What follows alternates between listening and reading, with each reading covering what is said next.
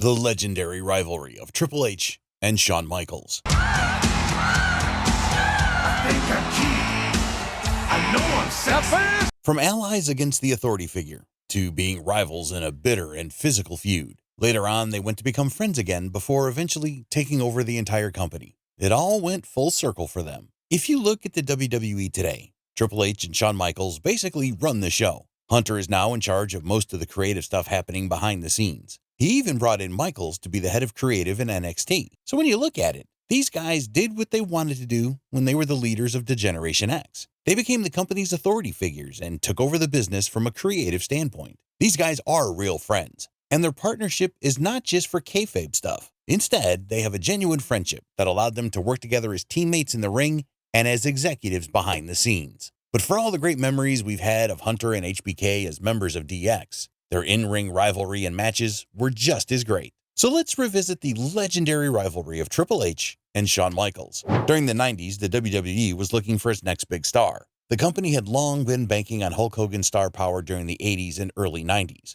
But when it became clear that the Hulkster was looking to go someplace else, the company looked for other stars who had what it took to carry the company into the future. Vince McMahon tried to bank on a lot of different names who had the same Hogan aura. He tried to turn guys like the Ultimate Warrior, Yokozuna, and Bret Hart into the faces of the company. But it was only during the middle part of the 90s that guys with legitimate star power rose up to take the reins. While he was already with the WWE during the latter part of the 90s, Shawn Michaels didn't break out until he ditched his tag team partner Marty Jannetty. He adopted the nickname the Heartbreak Kid, which ultimately became the persona he used throughout his almost entire career. HBK was a vain and cocky villain who thought he was better than anyone. He had star potential written all over him because he could run the mic, get fans to genuinely react to his character, and put on 5-star matches. So while he didn't have the macho persona that Hogan had, he became one of the top guys in the company during the 90s, paving the way for WWE Championship opportunities. With the older guys on the roster left, it was an opportunity for the young bloods to rise up and take charge. That was what happened when Hunter Hearst Helmsley, popularly known as Triple H, when he moved from WCW to WWE. Triple H rose through the ranks quickly during the latter half of the 90s.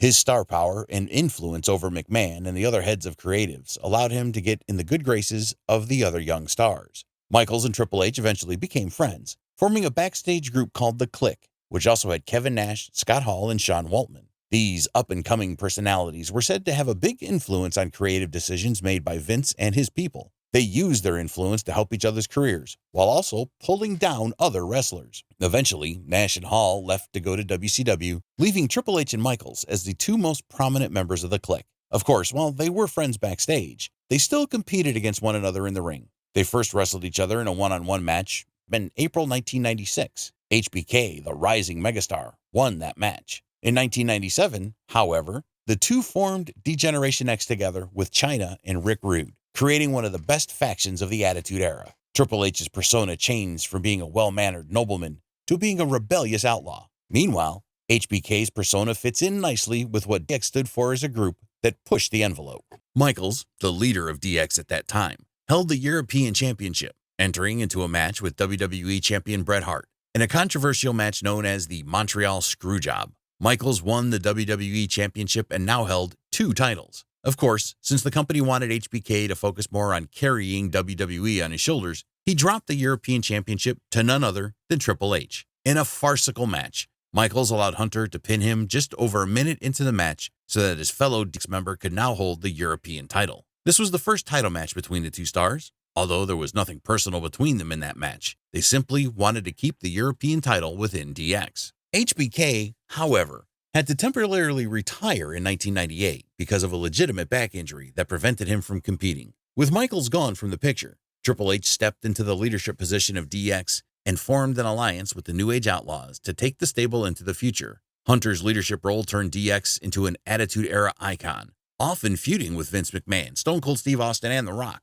another rising star during that era. From villains, DX turned into fan favorites. Throughout that time, HBK was recuperating from his injuries. He appeared on television from time to time, but didn't actually compete until 2002 during the Invasion storyline when the WWE had purchased WCW. By that time, Triple H was a true main event player and was one of the faces of the company. He had already won multiple championships and was now one of the most powerful people in the business because of his relationship with the McMahon family. In 2002, however, Michaels returned as a member of the new version of the New World Order. This version of the NWO eventually disbanded, allowing Triple H and HBK to reunite as DX members for the first time in 4 years. But when they came down to the ring in their DX attire and were to perform their signature Suck It taunt, Hunter pedigreed Michaels, turning on his longtime friend. Triple H continued his attack on Michaels as their rivalry had become personal. Eventually, HBK challenged his former ally to a non-sanctioned match at SummerSlam 2002. This was Michaels' first match in 4 years. The match was a physical one, showcasing Triple H's brutality and Michaels' ability to put on a good technical show. But instead of finishing the match with a strong move, HBK defeated Hunter with a jackknife pin that caught Triple H off guard. But after the match, Hunter attacked Michaels with his signature sledgehammer, making sure that this rivalry was not done yet. Before September 2002, WWE only had one champion, which was the WWE Undisputed Champion. However, after SummerSlam, the champion Brock Lesnar became exclusive to SmackDown, leaving Raw without a champion. To that end, Raw General Manager Eric Bischoff awarded Triple H the World Heavyweight Champion because he was supposed to be the #1 contender for Lesnar's championship. While the feud with HBK was placed on hold because Triple H was feuding with other stars for the championship, it became clear that they were on a collision course once more. Michaels, who was coming back from his injury after his former friend brutalized him with a sledgehammer, entered the first Elimination Chamber match in Survivor Series. He outlasted Rob Van Dam, Kane, Chris Jericho, and Booker T before hitting Triple H with the Sweet Chin Music,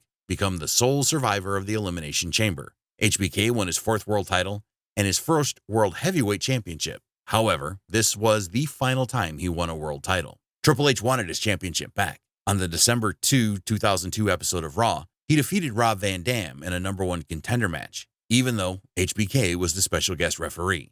This set up a rematch between the former friends on December 15th in a 3 Stages of Hell match. The first fall of the match was a street fight. Michaels and Triple H battled inside and outside the ring, with the two countering each other's moves. Hunter, however, focused on his rival's knee after countering a Sweet Chin Music attempt. He even brought a 2x4 wrapped in barbed wire and lit it on fire. But he couldn't use it on the champion because HBK countered the attack and used the 2x4 against Triple H, busting his head open. However, Triple H picked up the first fall when he hit the pedigree and pinned Michaels. The second fall was a steel cage match, wherein Hunter's brutality came into the picture once more. He ground Michaels' head into the side of the cage, making it clear that he was in control. However, after a quick back and forth action between the two, Michaels hit the challenger with a splash through a table off the cage, picking up the second fall of the matchup. The final fall was a ladder match. Michaels quickly used a ladder to his advantage, dropping one on Triple H's back and suplexing his challenger on it. However, the gritty Hunter managed to find an opening to climb the ladder. He pushed Michaels off it, resulting in the champion crashing through 4 stacked tables on the outside. With no one left to stop him, Triple H grabbed the title to become a 2-time World Heavyweight Champion. This was Shawn Michaels' final reign as a world champion. He would never come close to winning the title again after that match, although he still competed in a few championship matches after that. As HBK himself claimed, he never wanted to be the champion, but was more interested in putting over younger guys and having great matches with some of the best performers in the industry. But while he never became a champion again, the feud with Triple H was far from over. But it took a while for the two to clash once more, as they had to enter into different storylines and feuds. Triple H, meanwhile, formed a new stable called Evolution, composed of himself, Ric Flair, Randy Orton, and Batista. He and Evolution dominated Monday Night Raw, while Michaels was in different feuds. It took 4 months for the rivals to meet in the ring again. However, it was a tag team match. Michaels teamed up with Booker T, whereas Triple H teamed up with Chris Jericho. HBK and Booker won that match. They met again on April 27, 2003 during Backlash, but it was in a 6-man tag match. Michaels teamed up with Booker T and Kevin Nash to take on Hunter, Jericho, and Flair.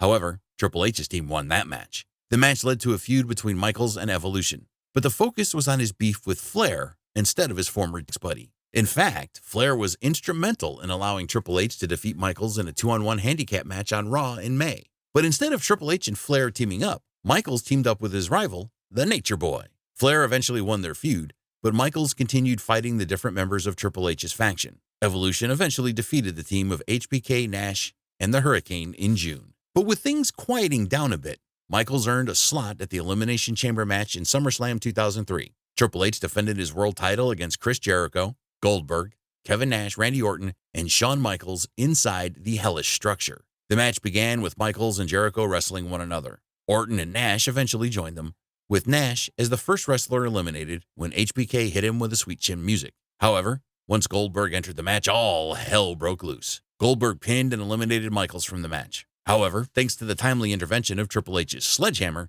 the man known as The Game retained his championship and entered a feud with the ferocious Goldberg. Despite not being in the world title picture, Michaels fought his way back into it once more. He feuded with members of Evolution, even defeating them in a six-man tag match on Raw in September. He also went on to team up with RVD to defeat Evolution in a handicap match in December, setting up an inevitable world title match against Triple H in the last Raw of the year. It looked like HBK was going to end 2003 as the World Heavyweight Champion when he hit Triple H with the sweet chin music in front of his hometown crowd in San Antonio, Texas. However, Eric Bischoff, as the special guest referee, reversed the outcome of the match when he realized that both men's shoulders were on the mat.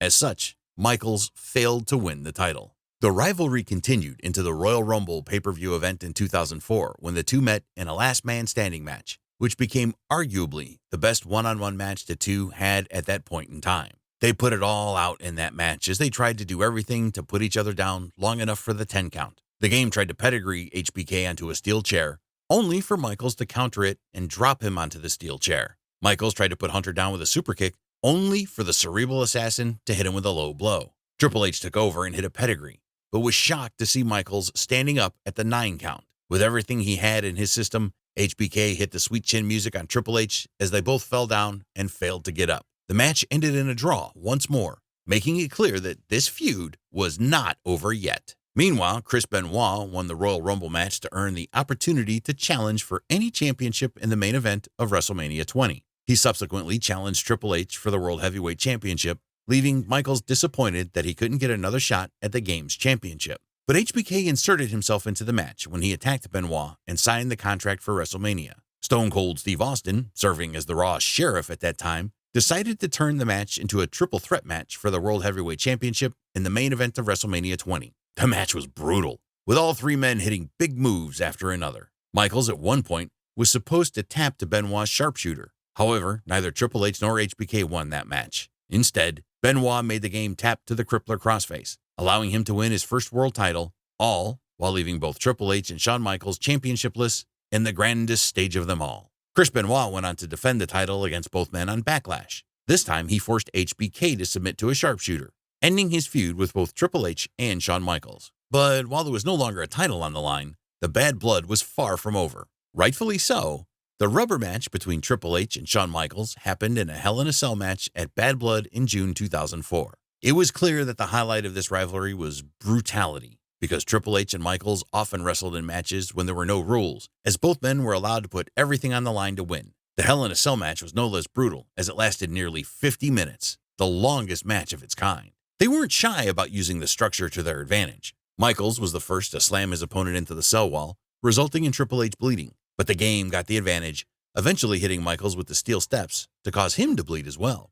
In what was the best spot of the match, HBK hit a diving elbow drop from a ladder onto Hunter, who was on a table. Although he couldn't capitalize on that move, he survived the pedigree from Triple H and even hit him with his finisher. But Triple H survived the sweet chin music and hit 2 straight pedigrees on his rival to finally end the long-standing feud between the two former friends. After the match, Michaels was given a standing ovation by the audience as he and Hunter wrestled a fine and brutal bout that was arguably their best match ever. Following the Bad Blood event, Raw commentator Jim Ross tried to mediate the relationship between Triple H and Shawn Michaels. As the two former friends were about to shake hands and put all animosity aside, Kane came in and attacked Michaels, allowing the Heartbreak Kid to enter into a different feud. Meanwhile, the Game went on to win the championship again after he defeated Randy Orton for the title, shortly after his former Evolution protege defeated Benoit to become the youngest world champion in history. Ahead of Taboo Tuesday in October, however, Michaels teamed up with Edge and Benoit to defeat Evolution. This was an awkward spot for the three men because fans were supposed to choose which of them was going to face Triple H for the world title. During the event, fans voted for Michaels to challenge the Game for the title, opening another mini rivalry between the two men. Throughout the match, Triple H targeted Michaels' injured knee, even using Flair's signature figure 4 leg lock on him. But HBK gained the advantage with a counter and eventually saw an opening to set up sweet chin music. Edge, however, came out and speared Michaels out of rage, believing he should have been the one chosen to challenge the Game for the title. Triple H pinned Michaels to retain the World Heavyweight Championship. Following this, Michaels was out of action with a legit knee injury. There was no longer any real reason for Triple H and Michaels to feud. However, they still wrestled a few tag team matches. With Evolution now starting to crumble, Michaels teamed up with Orton to defeat Hunter and Flair in a tag match in January 2005. 5 months later, with Evolution all disbanded, Kurt Angle and Triple H teamed up to defeat Batista and Michaels. 6 months later, however, Michaels defeated Triple H in a boot camp match in the Raw Tribute to the Troops episode, which really didn't even mean anything to advance the storyline between the two rivals. However, there was another storyline brewing behind the scenes. Shawn Michaels entered into a feud with Shane McMahon. Meanwhile, Triple H was in a storyline where he pursued the WWE Championship held by John Cena at that time. Michaels and Hunter wrestled in a few non-storyline matches against each other. In a March 2006 episode of Raw, Shane and Triple H defeated Michaels and Cena via disqualification. Then, a week later, a match between Triple H and Michaels wrestled in a match that ended in a no contest. It turned out that this was the final one-on-one match between the two former rivals, and it was a shame that it had to end disappointingly. But those matches were only meant to advance each superstar's match at WrestleMania that year. Michaels went on to defeat McMahon, while the game lost to Cena in their respective matches in WrestleMania. But the one thing that people found interesting in those matches was that both Michaels and Hunter executed the DX crotch chop.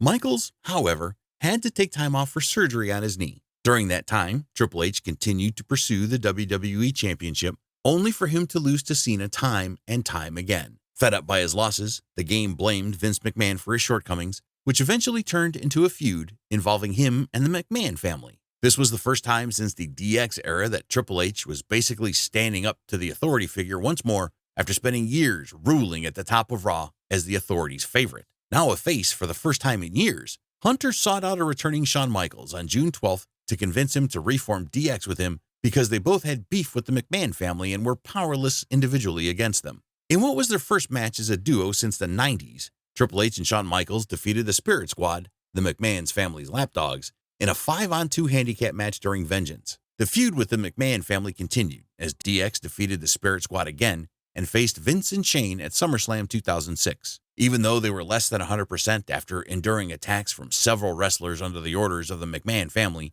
DX defeated the authority figures. The feud continued at Unforgiven, where DX defeated the McMahons and the Big Show in a handicap match. During the match, DX embarrassed Vince by shoving his face in between Big Show's butt. The match ended with a sledgehammer and sweet chin music combo on Vince McMahon. DX subsequently entered into different feuds with different superstar tag teams. They feuded with Randy Orton and Edge, a team known as Rated RKO, losing to them in the November Cyber Sunday event. They got their revenge at Survivor Series when Team DX defeated the team of Edge and Orton in a clean sweep. But the DX gimmick had to end early when Triple H suffered a torn quadriceps in a match against Rated RKO at New Year's Revolution on January 7, 2007. Eventually, both superstars went separate ways after Triple H recovered from his injury. HBK went on to enter feuds with various superstars while elevating younger talent. Meanwhile, Triple H eventually pursued the WWE champion, adding more world title reigns to his unparalleled resume. The next time the two met inside the ring was on the February 2008 No Way Out event,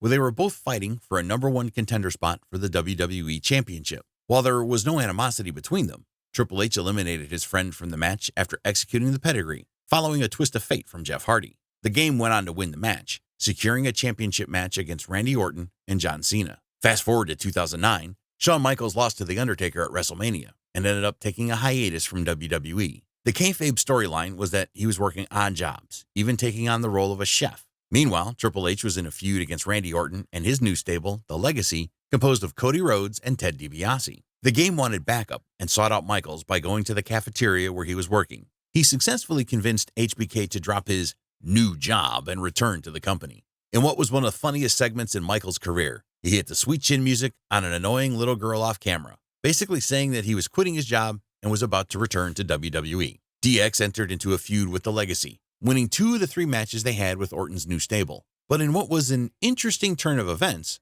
both Triple H and Shawn Michaels challenged John Cena for the WWE Championship at Survivor Series 2009 in a triple threat match. Interestingly, in what was the final true match involving Triple H and Shawn Michaels on opposite sides, HBK was the first to betray his friend by hitting the sweet chin music on the game early in the match. However, failed to beat Cena, who walked out of that match with the championship. Despite Michaels' actions, the two remained allies as Triple H himself realized that it was every man for himself in a triple threat match. The two, despite the fact that DX as an entire stable won many tag titles in the past, they eventually dropped the titles to The Miz and Big Show on Raw 2 months later. However, even though DX never disbanded, both Triple H and Michaels followed different paths on the road to WrestleMania. The Game went on to challenge Sheamus for the WWE title at WrestleMania 26. Meanwhile, Shawn Michaels pursued a rematch against The Undertaker after they had the match of a lifetime a year ago. This time, Michaels placed it all on the line, announcing that he was going to retire from wrestling if he couldn't defeat The Undertaker.